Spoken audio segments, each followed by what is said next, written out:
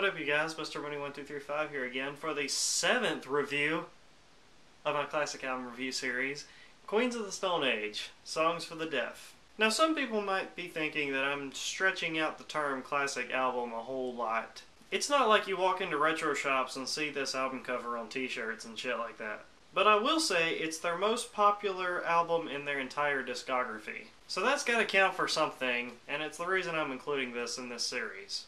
I seriously have like 5 more albums that I'm going to be doing videos for in this. So that's why I've been kind of slacking on getting videos out fast, because I've been re-listening to them again, so that I can, review them the right way. So, yeah, next video, I promise, we're going to have a legit classic album, one that everybody knows about, one that you've probably heard. But for right now, let's talk about Queens of the Stone Age. Another reason I'm doing this video is because Queens of the Stone Age is kind of in that top tier of bands for me.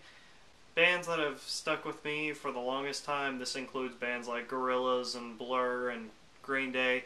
I've probably listened to these bands the longest. Before I really got into music, Queens of the Stone Age was one that I've been following and just enjoying their music for the longest time. And they're just an amazing group. I am so excited for their new album that's scheduled to come out this year. My favorite album from these guys is actually Lullabies to Paralyze, which a whole lot of fans seem to think is one of their weakest ones. And I don't really understand that, because I think it's a really dark album. I think the songs are really solid on it, and I like everything on it. Pretty much goes from Lullabies to Songs for the Deaf to Era Vulgaris to Rated R to their self-titled album. And I know a whole lot of people liked their debut album, think that that's their best work. To me personally, there was so many skippable tracks on that album. It's just like, I don't understand why people like it so much. That's how it usually is. Sometimes a band's debut album is the one that they'll never be able to beat, or sometimes it's the one that they just keep improving on. And I think Queens was just one of those bands that improved off of their first album. But anyway, enough with the backstory, let's just get into the album review. This album is presented in a very unique way. It's really hard to put any songs from this album in like a mixtape format, because all of the songs are connected by what sounds like a radio station when you listen to it. When you first start the album, it's the sound of a truck starting up, and it sounds like you're listening to the radio station. And this interlude goes throughout a whole lot of the songs, connecting them all together. It makes it sound like there's a Queens of the Stone Age marathon on some radio station. I think it's really cool how they do this, and I really enjoy it. It's really unique. I know there's a whole lot of albums that have cool little features like that, but this one right here is a really big standout to me. The song You Think I Ain't Worth a Dollar But I Feel Like a Millionaire starts off this album, and it's really explosive. It's a combo of hard rock and screaming vocals, really loud guitars and explosive sounds. Listen to this song long enough, then this really will be Songs for the Deaf. The next track is No One Knows, and this is obviously one of the band's biggest songs ever. Even people who don't know who Queens of the Stone Age are know this song. And I gotta say, it's still one of my favorite songs by them. There are certain moments when I'm listening to them that I get kinda sick of the song just because I've heard it so much. But that's another really cool thing about this album. There are a whole lot of deep cuts.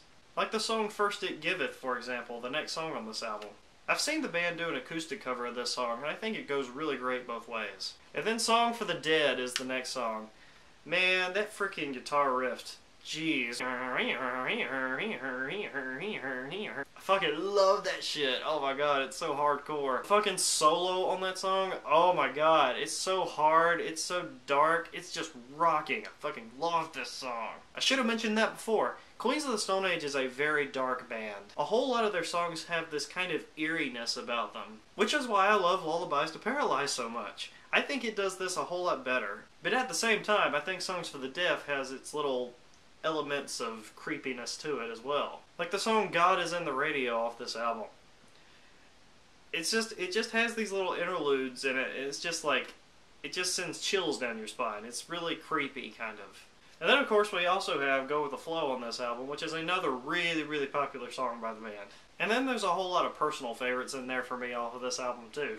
Another love song, Do It Again being one of my favorite sex songs from the band. My favorite one being Skin on Skin off of Lullabies to Paralyze. Queens of the Stone Age can really write a good song about fucking, that's all I gotta say.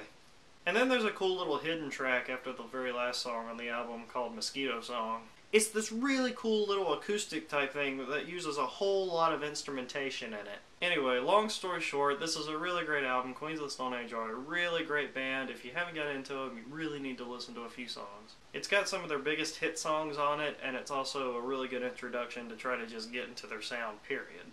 Check it out. London Calling by The Clash is next. Mr. Money 1 2 3 5.